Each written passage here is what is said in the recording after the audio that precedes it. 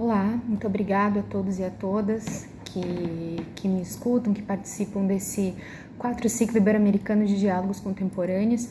É um prazer estar aqui compartilhando um pouco de uma pesquisa e de um projeto que eu venho desenvolvendo com alguns alunos. Mas gostaria de começar destacando que o mote do evento, História, Historiografia e Memória, é muito interessante por oportunizar um entrecruzamento de fronteiras disciplinares e eventualmente fronteiras teóricas, metodológicas, que não é muito simples, não é muito comum da gente ver na prática diária do trabalho com história. Então, dentro desse panorama do evento, a comunicação que eu vou apresentar se chama Os Desafios de uma Alta Etnografia, reflexões historiográficas sobre um projeto de memória institucional na Universidade do Estado do Rio de Janeiro, 2023-2025. Esse projeto é coordenado por mim, Alexandra Tedesco, que sou professora aqui no curso de História da Universidade do Estado do Rio de Janeiro, e é protagonizado também por 2 bolsistas de graduação, são eles o João Paulo Kleinlein e a Jamile Lopes. Então eu vou falar um pouquinho aqui de como é que funciona o projeto para então compartilhar com todos vocês uma reflexão teórica que vem dessa prática extensionista.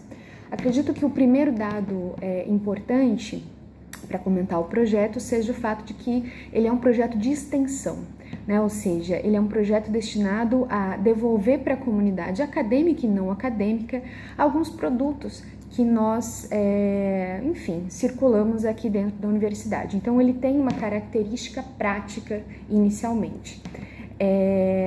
E eu acho que esse é um ponto relevante, porque a ideia inicial do projeto era compor uma espécie de acervo virtual, de entrevistas com professores aposentados aqui do Departamento de História da nossa universidade. E por que surgiu essa necessidade? Eu acredito que tem 2 fatores, um interno e um externo. Internamente, pelo fato de que a Universidade Estadual do Rio de Janeiro, a UERJ, ela é uma universidade muito específica dentro do ecossistema de ensino superior brasileiro. Porque ela é, por exemplo, a primeira universidade a implantar política de cotas. Ela tem um perfil muito popular e, ao mesmo tempo, um perfil de excelência. E mesmo assim, mesmo tendo uma importância, para além de uma importância no sistema de ensino, uma importância histórica, ela não conta, digamos assim, com muita bibliografia, quer dizer, são poucos trabalhos escritos sobre a história da instituição. E isso me chamou muita atenção. Então, essa carência um pouco desse repertório de história e de memória também aqui da UERJ me chamaram a atenção. Além disso, contribui para animar o projeto o fato de que nos anos entre 2020 e 2023, entre o começo da pandemia da Covid e o começo do projeto, a gente assistiu aqui no Brasil a um crescimento, um acirramento de posturas anti-intelectualistas e anti-acadêmicas. Então, de certa maneira, a justificativa de compor esse repertório de entrevistas, de memórias institucionais, passa um pouco por uma reflexão feita pelo historiador e filósofo Stephen Shapin, que é a seguinte, num artigo de 2020, ele se pergunta, da onde vem a postura anticientífica? Será que vem da ausência de ciência?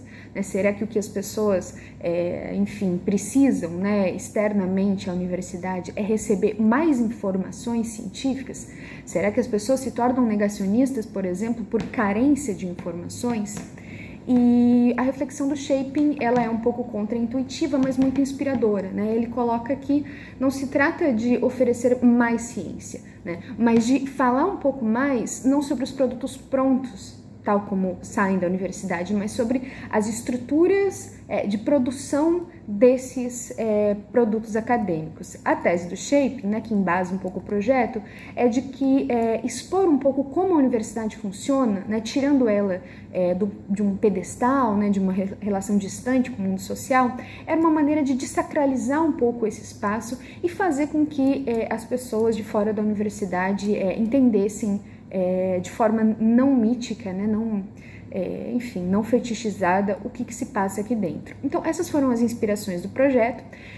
Nós temos uma parceria com o CTE, que é um centro de tecnologia aqui da UERJ que faz as filmagens. Então a gente tem um estúdio e nesse estúdio a gente convida os professores aposentados do departamento e os professores que estão se aposentando, né? A nossa ideia é ir aos poucos estendendo esse projeto até os professores mais jovens. Nessa ocasião da entrevista, nós fazemos um modelo de entrevista semi-estruturada, né, buscando sempre pensar que é muito importante considerar que a vida acadêmica não é simplesmente o que se faz em sala de aula, né, mas todas as relações que acontecem nesse entorno, né? Então, quer dizer, as relações políticas, sociais, de lazer, tudo isso impacta na percepção que esses docentes têm da sua própria trajetória. E no momento em que a gente foi fazendo essas entrevistas, lá pela altura da terceira entrevista, nós começamos a perceber que isso impunha um desafio teórico muito relevante para mim e para os alunos, né, que fazem parte do projeto, que é o seguinte, né, e é um pouco o centro aqui da minha fala hoje. Normalmente um projeto como esse é pensado a partir do paradigma da história oral, né? Considerando que a história oral ela surge, né, ou ela se projeta enquanto disciplina a partir da ideia de dar voz àqueles que não são necessariamente audíveis em outros tipos de registros de memória. Mas no nosso caso, a história oral ela fornece essa base metodológica, mas ela não alcança o fato de que esses professores não são necessariamente um grupo minoritário, né? Muito pelo contrário, muitos deles são decanos, são professores canônicos do campo historiográfico brasileiro. Então a gente resolveu pensar uma posição teórica entre a história oral e a história intelectual, e é um pouco essa proposta que eu gostaria de comentar aqui com vocês. Porque o que a história intelectual oferece, ou uma certa leitura da história intelectual muito específica, né? E aqui eu estou me referindo à tradição que vem a partir do Pierre Bourdieu, Gisèle Sapiro, enfim, uma tradição muito específica que pensa a relação dos intelectuais a partir de uma sociologia do conhecimento também, né? Então, não simplesmente o que esses intelectuais escrevem ou como eles se percebem, mas qual é a posição relacional que estes agentes ocupam nesse campo acadêmico. E a gente encontrou no Pierre Bourdieu uma questão muito interessante, né, que orienta um pouco teoricamente o nosso projeto, que está no primeiro capítulo do Homo Academicus, em que o Bourdieu faz uma reflexão muito interessante sobre a ideia de auto-objetivação, né? Como é difícil, eventualmente, para nós acadêmicos falarmos sobre o nosso próprio campo.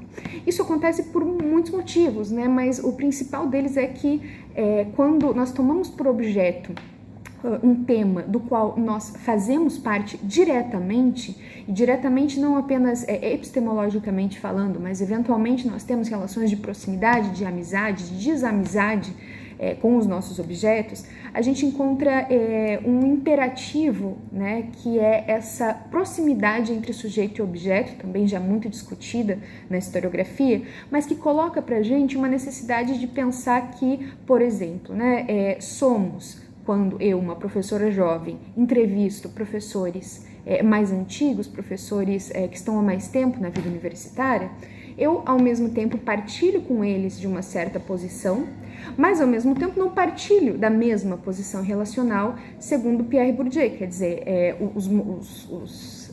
digamos assim, o andamento da carreira é muito diferente, né? Então, há certas coisas que apenas um insider poderia perceber, mas há outras coisas que apenas um outsider pode perceber num contexto de entrevista. Nesse sentido, nós pensamos que a ideia de auto-objetivação ela poderia ser complementada com um conceito, e aí eu já me encaminho para o final da minha fala, que é o conceito de autoetnografia, né? Da gente se colocar como participante de um campo, mas sabendo que, embora sejamos insiders, de certa maneira, porque compartilhamos do mesmo ethos, da mesma tradição, ao mesmo tempo somos também outsiders, né? Inclusive num sentido geracional do termo, né? Ou quando, por exemplo, um professor que está na universidade há 30 anos, quando ele se refere a determinados tipos de práticas acadêmicas, ele está falando de um contexto universitário muito diferente, com sistemas de recrutamento muito diversos.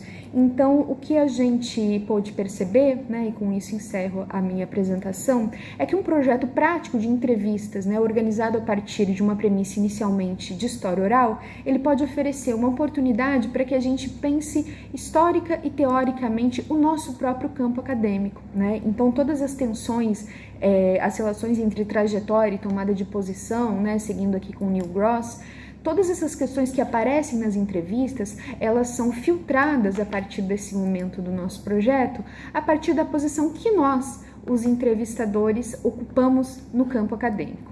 Considero que é muito importante salientar essa dimensão disciplinar, né, e sobretudo não chega a ser interdisciplinar, mas que considera a tensão entre fronteiras dentro da própria história. É muito importante ver que essas reflexões podem vir de um projeto prático e alimentando essa necessidade de que a universidade faça a extensão e não apenas ofereça produtos científicos prontos como um acervo, mas também reflita sobre o seu momento, o momento em que faz o acervo, quais são os princípios que o organizam e quais são, né, as posições relacionais em jogo num projeto dessa natureza ou de qualquer outra natureza. Agradeço mais uma vez aos organizadores do Ciclo Ibero-Americano de Diálogos Contemporâneos e espero que tenha conseguido nesse pequeno vídeo compartilhar algumas das ideias que a gente vem desenvolvendo aqui na Universidade do Estado do Rio de Janeiro.